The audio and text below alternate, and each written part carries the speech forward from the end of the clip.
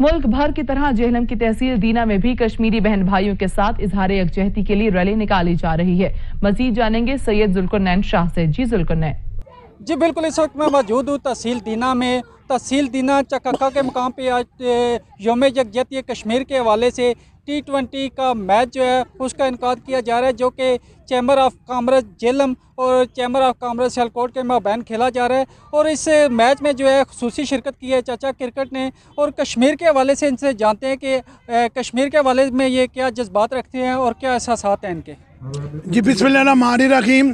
पहले तो इस दुआ के साथ कि अल्लाह करे जल्दी जो है ये नारा जो है कश्मीर बनेगा पाकिस्तान और कश्मीर आज़ाद हो और हम कश्मीर देखने जाएं। और इंशाल्लाह वो दिन दूर नहीं है जब कश्मीर आज़ाद होगा।